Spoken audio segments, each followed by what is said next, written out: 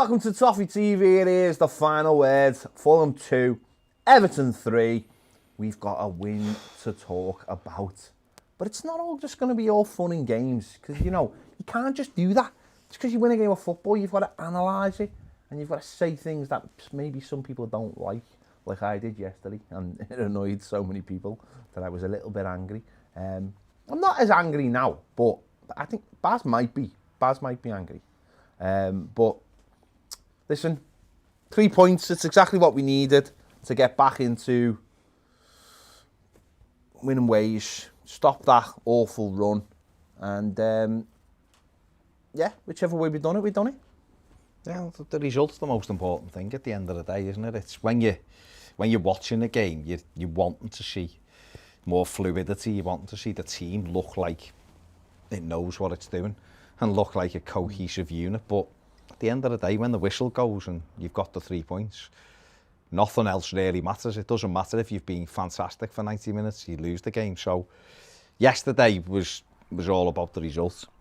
The manager said that after the game, they hadn't had very long to work with the players since the international break. And obviously there was a bit of pressure because we'd lost 3 on the run. So it was about turning a winnable game. Well, let's be honest, most people looked at that and went, Everton have got to win. End of story. If Everton are going to do anything, they have to win the game. Yeah. And we won it. Yeah. Well, they took 3-2 at 12 o'clock yesterday before we started. Yeah. So that's I guess that's the only real way you can look at it. We won the game. Yeah, that's it. Thanks for watching. No. But listen, no, you're right. Like once all the dust settles, it's all only about winning the match. And that's what we've done. We've got the 3 points. And, once you analyse it afterwards, which you know exactly what we're doing now, the fact that, you're right, we changed the system and players come off international duty and, there's a you've got players who are maybe tired, who've travelled, and that catches up with them during the game and those kind of things. You've got to take all that into consideration, but still, there's still things that happen during the match that were highly frustrating. Conceding 2 goals again is, again, got to be something that's spoken about because it's poor, and I think that's the 6th game in a row for Everton that we've conceded 2 or more goals in the Premier League, and that's a worrying stat. What I would say is that, and we'll speak about this more in a little bit, is that it was the first game of the new system, so that you'll hope that as we go forward, those things start to get addressed. You've got to address the situation first, and then put the plan in place, and then allow that to work. It doesn't always happen on day one. So, but obviously we did go 3-5-2 or 3-4-3, whichever way you look at it. And obviously, I suppose the surprise was Iwobi coming in at right wing back. It was a bold decision, a different position for Alex Iwobi. He's played a lot of positions for Everton now, but it was probably what a lot of people have been looking for, considering that we have got a lot of centre backs, and we obviously it was strange to see Mina back, obviously ahead of Holgate, but I don't know, maybe there's fitness worries there or whatever, but. It was a little bit different. Yeah, it was. I mean, we heard Saturday night that we were playing right wing back, didn't we? Or there was a thingy of it, and it's only when you're seeing it that. But listen, we've tried John Joe Kenny, and obviously the manager's not convinced on John Joe Kenny in that role, or at right back. Obviously, Seamus is out for a couple of weeks, so it was an opportunity to get a more attacking player on the right hand side, and I thought Iwobi was really good, to be fair to him.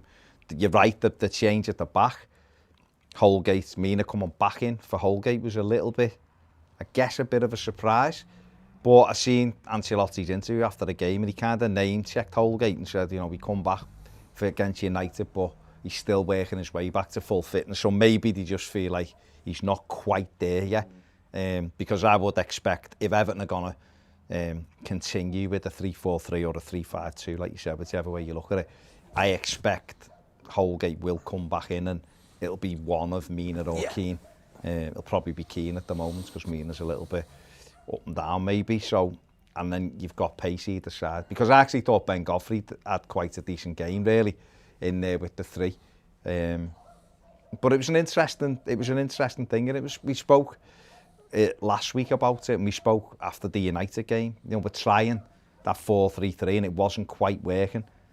You know, the third midfielder, Gylfi Sigurdsson, wasn't doing very well. No. Gomez has been a little bit up and down, so we said, is it a time to make a change in there, or maybe go to 3 at the back? And fair play to him, that's what he's done. He's looked at, they've used the 2 weeks, and they've come up with a formation change, and that's all you can hope for off your manager, is that he looks and tries to address issues when they come up. And yeah, and I think certainly with the Wobie, I think, you know, it showed how high him and Dean were, and it showed that if it was, you know, you've seen the effect the Wobie had on the game.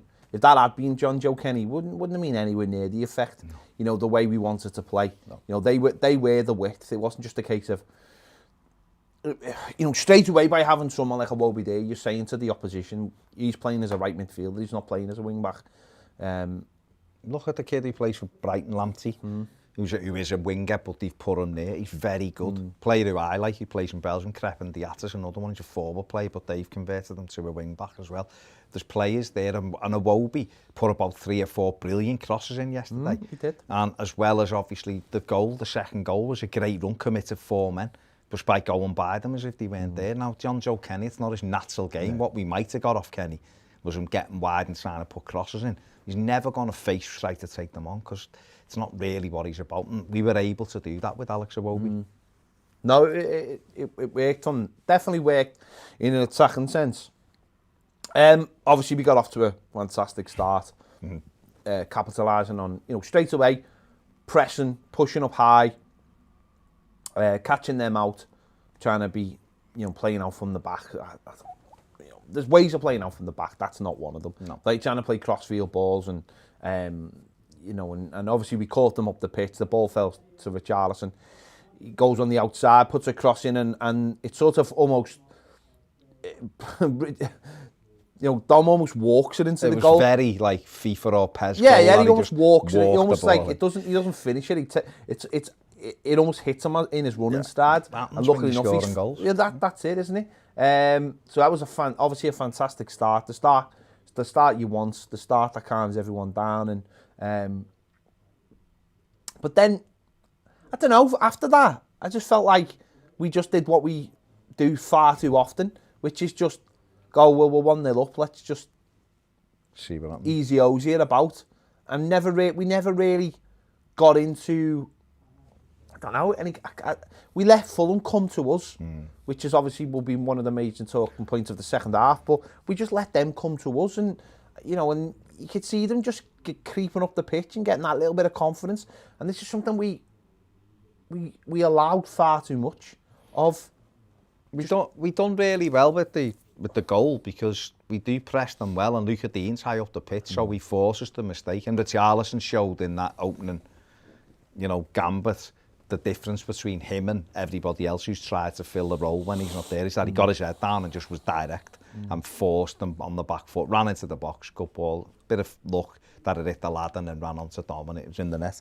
But he showed in that which is why a lot of people were saying, why wasn't Anthony Gordon in that role? Because he's the only one who runs like that. The same thing, you know, you look at that position and think Bernard checks back onto his right foot, or maybe a Wobie, where Richarlison's very direct. But you're right, I guess teams more polished than what we are, or better than what we are, would have gone for the jugular there and maybe got 2 up inside that first 10 minutes, because they were obviously shell-shocked. We did have a lot of the ball in that opening 10 minutes, but it was we'd break and then slow it down and almost just keep passing it from side to side, allowing them to get back in, and you could feel them. You don't allow teams who are struggling for confidence to get into the game, and we allowed them to just edge up the pitch, and then they started having a little bit of, you know, they had one around the 12-minute mark where they got in behind us and the ball got cut back, and Allen just couldn't quite get there, and Pickford had to make a save in the end. But that should have been a little bit of a warning to us, and it wasn't. And then that gave them a little bit of confidence they needed. And although why they didn't throw the corner in the box, they played it short, is beyond me. But they then obviously get an No, they get the goal, and again, you're saying there, we're sitting back, and that's obviously what happened in the second half, like I mentioned. It's us not being, it's us not just pressing up on teams and saying, right, we're the better side here, we've got the better players. And that's what better teams, or teams that are seen as better in this league do. They push on. They know that attack is the best form of defence almost. And I don't mean that in kind of like basketball terms of like, we'll outscore you. It's a case of like, we'll keep the ball better. But we allow the opposition to have the ball. And then we get deeper and deeper and deeper. And I think this is when you're looking at the makeup of the centre-back, certainly, but having Mina and Keane and having them right next to each other as well, they're naturally just going to drop off because they don't want to be caught out for pace, either of them. And you could see it's just going, as they were playing all these nice little pretty triangles that weren't good, something was going to drop, and something did. The lad gets the ball on the edge of the box. It's actually a heavy touch that does mean it. I mean, why Pickford isn't straight off his line, 100 miles an hour, trying to narrow that angle? I mean, this is something that I've come to the conclusion of in the last few weeks is smaller keepers don't want to come off the line. And I think he showed that again. With this, his starting position is very deep because he doesn't. I don't know whether this is a confidence thing with him because he doesn't want to be like chipped or whatever. But smaller keepers will stay closer to their line. It's weird though because they're more agile. No, I know, but I think ultimately though it's not a natural thing. I think it's a confidence thing with Pickford. Because we've seen him come flying out and take balls and get up and celebrate and all that. Now, because when that lad took it was called overread. When he took the touch. The way the ball went, I was like, keeper, because I thought he'd come out. Panic. And he didn't. He come and then stopped. Yeah. And he if he comes out there 100 miles an hour, the lad will bottle it. The lad will bottle it. Well, you narrow. There's a saying, isn't it? You narrow the angle. There was no angle narrowed at all. It enabled them to just. So between the two of them, and people might think, you're being a bit harsh on Pickford. Not being harsh on him at all. Just close the angle. Goalkeepers, manager will expect them there. Come out, make yourself big, put the kid off. He gets a free run. If you come out and spread yourself big and he clips it over you or whatever, you go, it's a good goal. Yeah.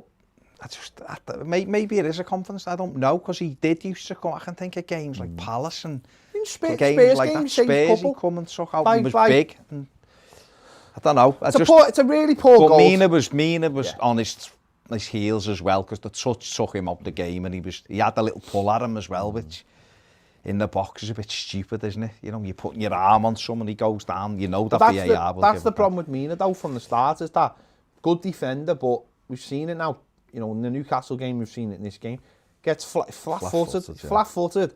Therefore, he's always, once he's the wrong side, in that space on the edge of the box, he's in real trouble, and the keeper doesn't help him, as we've said, but it's a poor goal to concede. Seen Richarlison's reaction, punching the floor, and because when the lad takes the, like you say, I think he probably thinks the keeper will be there. But after that, what's funny is after that, that's when we did get the response. That's when we got the response that actually we should have got after we'd scored the first goal, which we got hold of the ball and actually we started to move them around the pitch. Iwobi started to get into it more. And instead of it being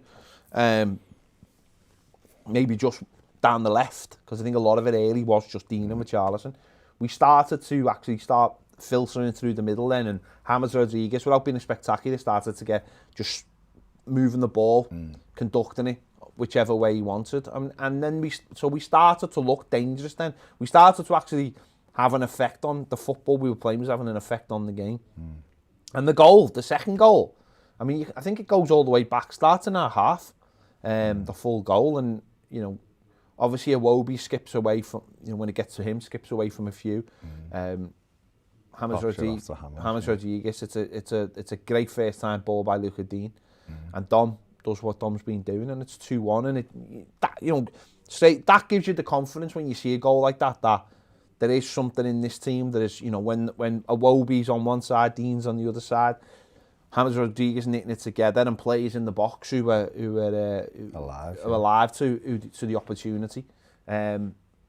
there was a little VAR scare, but luckily enough he wasn't offside. But it was a lovely goal. Well, he'd had a goal disallowed as well, which was he was off for that one, to be fair, but he took it really well. He finished it lovely. And obviously this one was just a real striker's goal. But the ball by Rodriguez just opens the whole pitch up because everything's... Iwobi does brilliant, commits them. And then once you've committed 3 or 4 players over that side, the gap's there, and James has got that vision. But Luca Dean, what a lovely first-time ball in, and great finish from Dom. And that's what you wanted. You wanted us to go on from there, and we did. We had the 5 minutes before they equalised, and 5 minutes after they equalised, where we were a little bit ropey. We looked like we were wobbling a little bit, and it was like, come on, get your heads on it. But they did. You know, Decore and Allen got a grip of that midfield, and then you're right, we were working the ball, and there was a lot of time Iwobi was free then, and so we'd get it back, and then when it went out to him, he put another brilliant ball in that Dom almost got on the end of. What I thought, what I thought in that spell was, we were just keeping the ball. We were keeping it nice and easy. We were winning the ball back by just crowding them out, getting 2 or 3 round the players, and then there was a couple of instances where Decore, Allen, and then Richarlison nip in and come in and take it away. But it was just nice and easy. It was just neat, tidy football. There was nothing spectacular till we got to the edge of the box, and then obviously Iwobi makes that fantastic run. And it's the same with the second goal. It's the same again. Third goal. Yeah. Third goal. Sorry, it comes to by the time it comes to James Rodriguez, it is that little bit of magic, the clipping the outside of the foot that gets Dean in. But Dean, fantastic ball in, and Decore's in the right place to put it in, which really is big goal. What he should be doing more of, and it is a big goal because it takes that you feel like takes the game away from them. And again, it's the same formula though. It's the both wing backs or whatever you want to call them being high up the pitch, making an influence.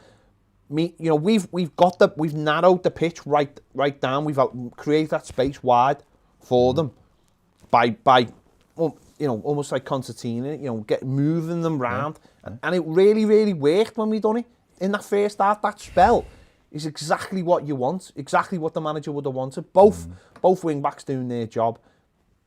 James Rodriguez again, I said, in the middle, and then having options in the box, Decore, Richarlison, Dominic Calvert-Lewin, and for that spell, they couldn't live with us. No, it looked like it was going to be 4 or 5, 6 even in the first half, because we were at that moment in time, we were pulling them, doing them, and it really looked like whatever they'd worked on in training, it was starting to come together, because we are in the first half, which is why the second half was such a puzzle. The first half, at times, we looked unplayable, the way we were passing it around. We looked like a top team. Yeah.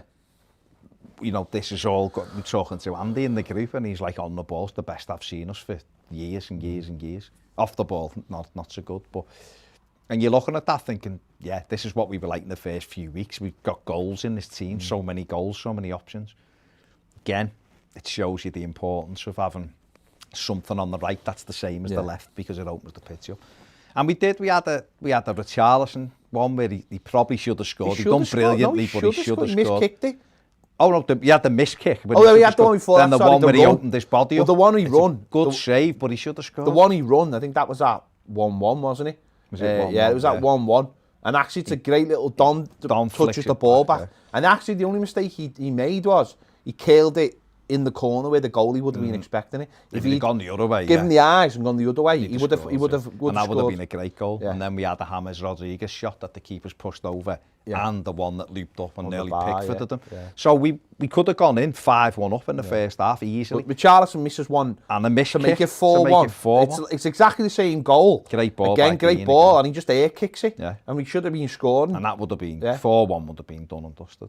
And you're looking at that thinking, pulling these apart at will, and everything was right. The midfield were working, the defence, Godfrey had gone on a run a couple of times just to commit people, and then popped it off. And it all looked like it was working brilliantly. So you go in 3-1 and you think, all right, get out, get a fourth, and then you can, don't concede anything in this half, keep a clean sheet, and then we're done. And, we go in 3-1 up, but you're thinking more of the same. But even just before our time, we'd had a little 3 or 4 minute spell with just keeping the ball as well, just taking the sting out the game. 3-1 up, take the sting out the game, get into our time. I think it's 60% in the first half. So we'd done that brilliantly. We come out second half. There was no changes, and obviously from anyone. And that chance we got a free kick which was put in, and actually Richarlison should have done better. Gets contact with it, but it goes straight to the keeper, but he actually should do better. But that was it. That was it for the half. Unbelievably, that was it. I don't know what was said. I don't know whether it was, they were told... I was thinking this, was it a like, conscious decision? Was it like... Well, the Brighton I was thinking, was it like Brighton? Was it like, sit back, soak it up, you've got, there's going to be tired legs out there, don't go mad, keep the ball. And maybe pick them off. And what happened second half after that was, they obviously made a conscious decision to have a little go at us. Obviously, you're 3-1 down, you're at home, what have you got to lose? But what it was more than anything was, we started to give the ball away. There'd been little moments in the first half I've noticed where like Michael Keane was trying all mad stuff and it was getting stopped at the halfway line. But that started to creep in more and more in the second half. And it wasn't actually, and this is what frustrated me more than anything about the second half, it wasn't them asserting themselves. Because Newshock, they're not a very good team. They are not a very good team. But we just kept on giving the ball away. Instead of just, and that's why I highlighted actually that last 5 minutes in this first half, where we just kept the ball. We just stopped being neat and tidy. We started to be a little bit over-ambitious, trying balls that weren't really on, instead of just playing with the ball, popping it round, controlling the game. I think that's the key word, control. We lost control. The spell where we were scored the second and the third in the first half, we had, not only did we have control, but we had control and then stepped it up and scored goals. That second half, we lost the control and it was utterly down to our own fault. And this is what annoys me about some of these footballers in our team. It's like, you've got to learn to just control a game and then go and step it up and maybe get another goal. But we just give it away and we just kept on. And it was like what we were saying just after we scored our first goal. It was, lose the ball and you're going deeper and you're going a little bit deeper. And then the confidence then is like...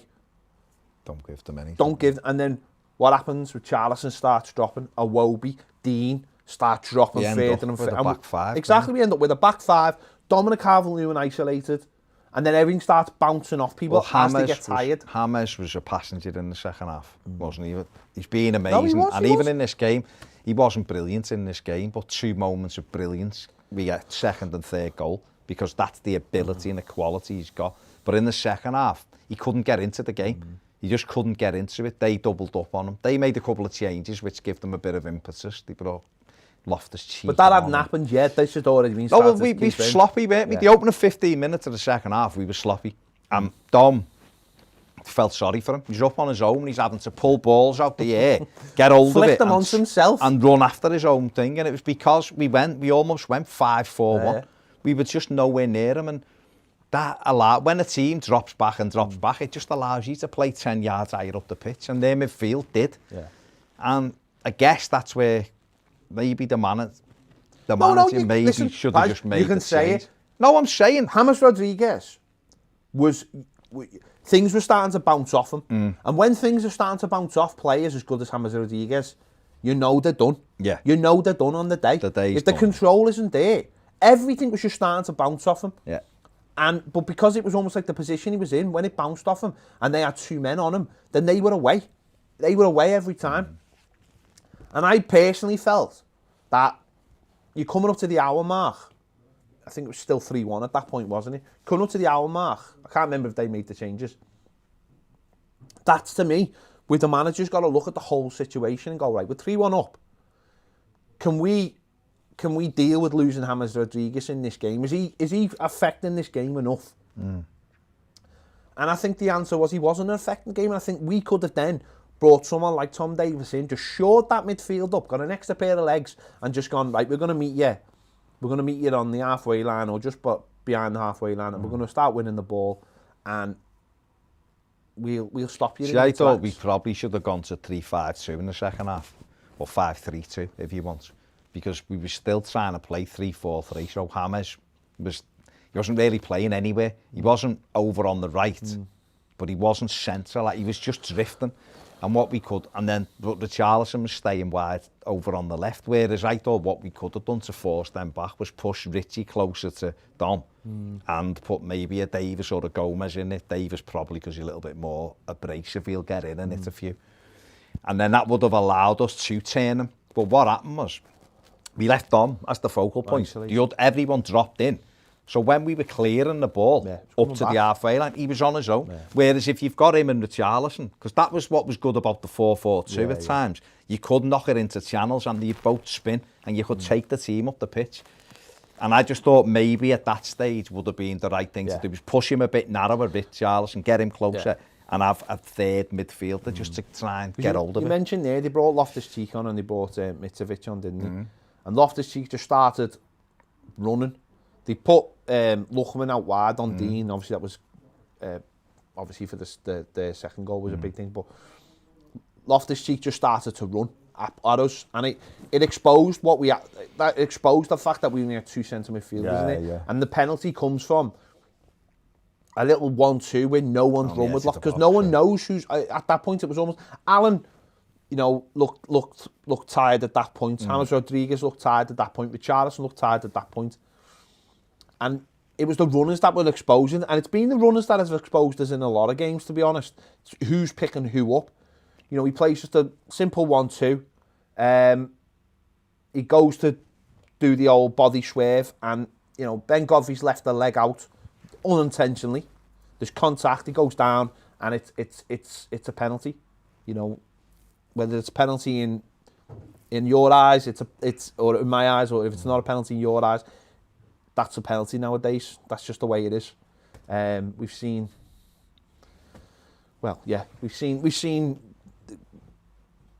worse gotten away with, but in our last game at 3-1. Yeah. No, I agree. The consistency's not there. But it is but what that was the warning, though, wasn't it? No, you could feel it watching it, and I know. Listen, as a fan, you're worrying because you've seen this before with Everton. And probably any fan of any club, you're watching your team not in a game after 20 minutes into the second half should be a sign for everybody.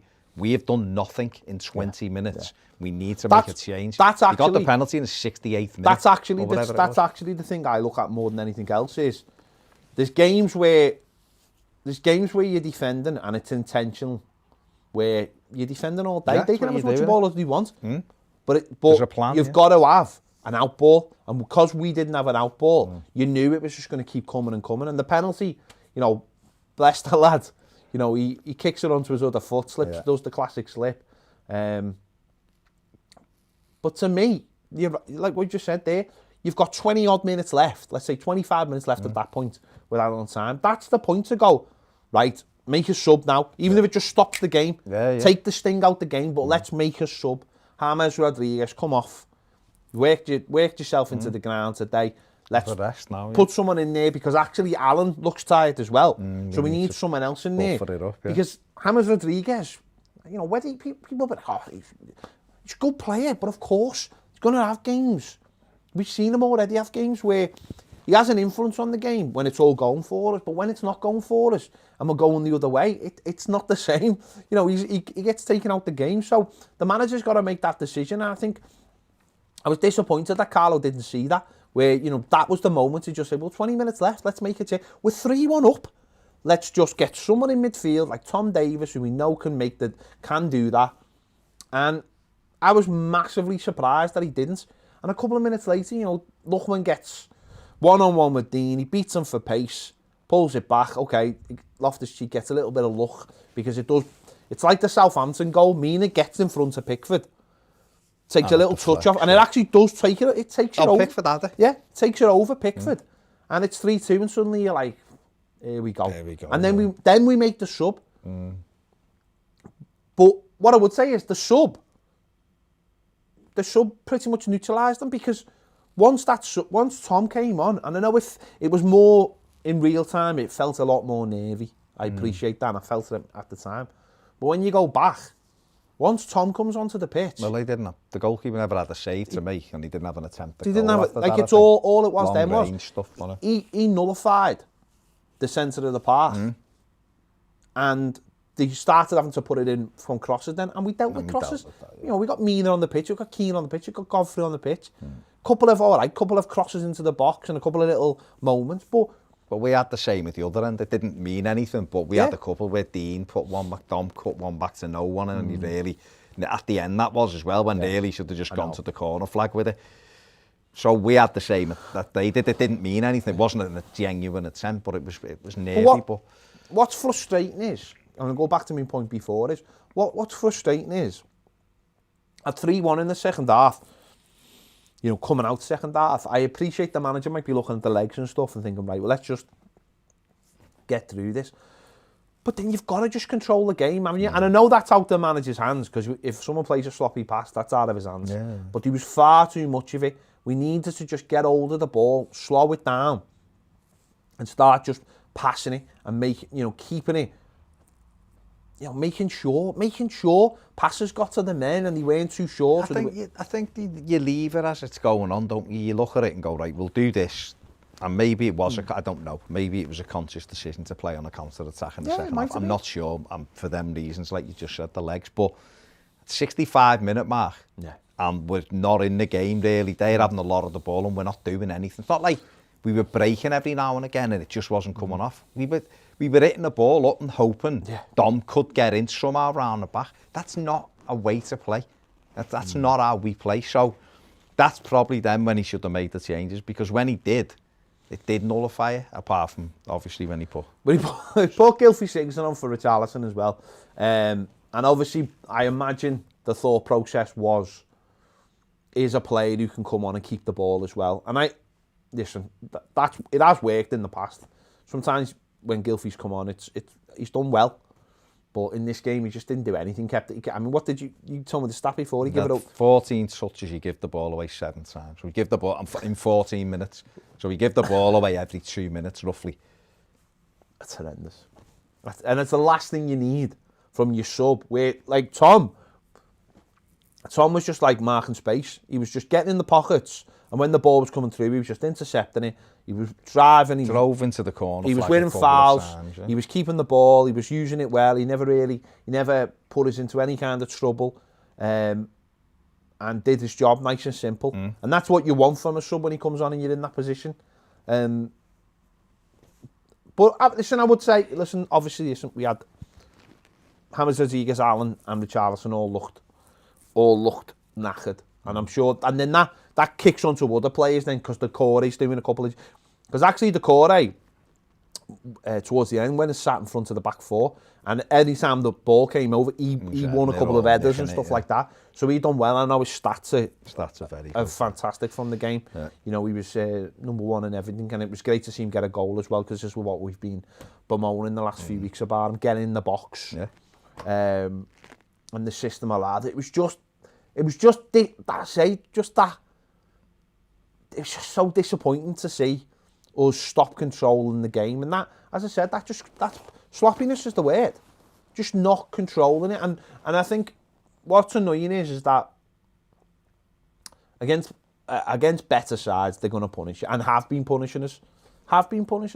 Well, we just can't carry on in the vein we're in, can we? We can't keep conceding 2 goals a game. We can't do it, and so what you have to do is cut off every possible thing that is going to help you not concede goals. Having control of the ball, slowing the game down, keeping it solid, passing it round, will enable you to control the game, which will cut down the opposition's chances. Second half, we didn't do it, and the disappointing thing is you come away from a win feeling like you haven't won the game, because that second half was so frustrating. Whereas you're looking at it and thinking, we should be capable of creating chances against these at any time in the game, and we weren't. We're getting deeper and deeper. Do you know what's the most frustrating thing about, I'd say, about the whole thing as well? At no stage in that second half, even towards the end, maybe a couple of moments in the second, did I think, we'll get one here and just put it to bed. 4-2, Dom will get his hat-trick. There was really no time. There was a couple of moments towards the end when Tom Davies did push on a little bit, and you mentioned the one with Dominic Calvert-Lewin, we pulled it back to no one. But there was at no real time where I was thinking, we'll catch these up the pitch now. They're throwing everything at us. We'll go to the other end and catch these. Once the Richarlison went off, that was over. You know what I mean? That was the most annoying thing, wasn't it? We get the corner in injury time, you're thinking, well, at least put it on someone's head then. Put it on Mina's head or Keane, let's just get this done. Slow cross to the keeper's hands. You're like, what was that? You've come on the pitch as some special teams player, because let's be honest, you can't run around. And so annoying. And you're there, Keown, like, you know, he's got real quality from set plays. I'm like, have you watched them play for Everton? Oh. Let's have a look at the stats from the game. So Fulham ended up with 54% possession, 46% for Everton. 14 shots Fulham had, Everton's 9. They had 6 on target. We had 7 on target. I don't actually remember them having 6 on target. No. But Back passes, aren't they? Corners 2 to Everton's 5. 14 fouls to Everton. Only having 10. We never won the fouls game. Yeah, we won the foul. We had less fouls in the game. We didn't get any bookings. They got 2, we had none. The clean side. Well, you know. No, listen, it's 3 points. It's what you can. The manager will obviously be disappointed, disappointed with the second half, but also, you know, I think when you've watched the game long enough and stuff, I think it was almost like he was anticipating he'd get 1, but he didn't think he'd ever get 2. I'd love to have that kind of security in my own mind of that. But then he's coming from a non-Everton perspective. Yeah. We're coming from the full Everton perspective. Like, I'm thinking once they get the second, they're getting 4. That's the end. I said, I was trusting with my dad. I said, I can see these winning this 4-3 once it went 3-2, because it's that feeling of that sinking feeling, because you could feel that goal coming. It wasn't like it just come from nowhere and you were like, oh my God, where's that goal come from? It was but listen, that's all down to confidence on what's been happening, isn't it? And you know, are we going to stick with the 3 at the back now? If so, then they've got a whole week to work with it and build up to the next game. And players' levels as well, fitness levels, or just tiredness and all the rest of it with the travel and everything. It catches up with you. James Rodriguez has just played a couple of games as well for Colombia, and different. It's different. Richarlison had played a couple of games for Brazil, but at the same time they're not Premier League, so he hadn't played Premier League football for a month. Yeah. So he was always going to tire. So it's him tiring as well. Even James hasn't played this many games for a few years. No, he's played club and exactly international, so. It's going to be like that, isn't he? And Mina, even though he'd only played one of the games, he'd travelled and all that. So they're the excuses, I guess, is that you can look and go, well, there's reasons because this and this new system, players tired. But is that really the quality of play we've got in our bench then? Is that if our first 11 gets tired, we're done in? Because that's a worry. But that's going back to it, like, that's the thing I take from the game, is that the manager, is there too much confidence in certain players? Is there a reluctance to bring James Rodriguez off the pitch? Is it you know, does the manager think is he one of those players that the manager thinks no matter what happens we'll get something out of him in this game? Do you know what I mean? Now, listen, he's an extraordinary player. You know, one of the best I've seen in the little time he's had. But you've got to know when he comes off it a little bit due to those reasons. The same way Richarlison did as well. You know, Richarlison's not a player we're used to seeing come off the pitch because he'll play every minute. He'll run through a brick wall. But sometimes the body dictates, and sometimes you just got to go, come on, let's just nullify this game. Let's get someone on who's got fresh legs, who's a willing runner. But that's we said this before though with our managers. It's trust, isn't it? It's having trust in your players. To bring players on. It's the depth of your squad. It's the other side to it as well, I guess. At the minute, we're seeing it with a lot of Premier League teams. You know, players are going down injured near the end as well, because it is a weird time. It's kind of, guess it buys into that subs argument with the 5 subs and everything, but players are dropping down with muscle injuries. So, but the other side of it as well, though, what I would say on that is it's probably what enters Carlo Ancelotti's mind is.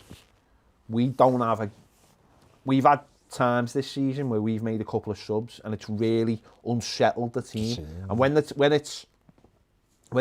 other teams having a lot of the ball, I think there's times when a manager looks at it and goes, is it worth disrupting the team that much? And that's why I thought when he missed the pen, we had to make the sub, because it just has a little refresh. It allows the game to stop and calm down, take the sting out the game, you know, get the sub to walk off very slowly, you know, and just calm everything down, allow someone to come into it. And, you know... It's a learning curve, but it is trust, because if he had 3 or 4 or 5 subs he really trusts on the bench, then I'm sure he would have made it. Well, it's the same reason why he doesn't bring Bernard on for Richarlison, isn't it? It's the idea of, well, how long is he going to take to get up to speed? And in that time, could that have a detrimental effect on us? And actually, if we do get the ball to him, is he got enough in his legs? You know, can he carry it? Who's he up against size-wise? It's all these managers have to... I think he would. I'd rather have seen him come on than Sigurdsson, to be honest, because I think playing just off Dom, that's where you'd hope that a Gordon would have been there, or if you hoped Tosin could run, because then he could have gone up. If he'd have had legs, he could have put him up alongside. But I guess he was going for the 5-4-1, wasn't he, to try to... So therefore, you're looking at Gomez, Bernard, or Sigurdsson, aren't you? What I would say is that Dom was magnificent. He's man of the match by a mile. He is just like the full centre forward now. He's just incredible. He's incredible. Knock it up to him, and he's battling with 3 men, and he's winning things, and he's brilliant. He's absolutely brilliant. We just need another one with him. Do you know what I mean? Not necessarily alongside him, but in the squad with him, because sadly I don't have any faith in Tosin. I don't think anyone has any faith in... I don't think you have to have faith in Tosin. But there's nothing with Dom, because there's games like yesterday, realistically, where after 86 minutes you would have been able to give Dom a blow. That's about building your squad, isn't it? That's about having better players. It's a different argument. It's a different argument. There you go. A little bit more upbeat. I mean, we won the game after all, didn't we? So, we won 5 of the first 9. So. No, I know. And we've won 3 away games in London on the run. It's the first time since 1987. And you know what happened in 87? Kylie was that 88 they got married? Might have been the start of there. That's what I'm saying, it was the start of there. So, you know, do you know what I'm saying? Yeah, so, you know. 3 away wins, incredible. It is incredible. No, if you'd offered me first 9 games, basically a quarter of the season in, you said 5 wins, yeah. And, you know, sitting 6th, I probably would have took that. I don't think you probably would have took it. You would have took it. The way we were feeling after Bournemouth, mate, when Bournemouth beat us, you would have definitely took it. So that's what you've got to... Even though it wasn't as comfortable. No, I know, but you'd have to... A win is a win. And that's all that matters. A win is a win. There you go. Let us know your thoughts on this game in the comments. Make sure to give this video a like. Subscribe if you haven't already. And if you want to watch this video live, like a lot of people are doing right now on Patreon, come and join us. There will be a link just around here somewhere, just down here. There'll be a link. Come and join us on Patreon, because not only do you get it live, but you get a little bit extra as well at the end of it, where we read out the comments and we just have a little chat about a couple of other things from the game as well. There you go. Thank you for watching. See you later. Okay, let's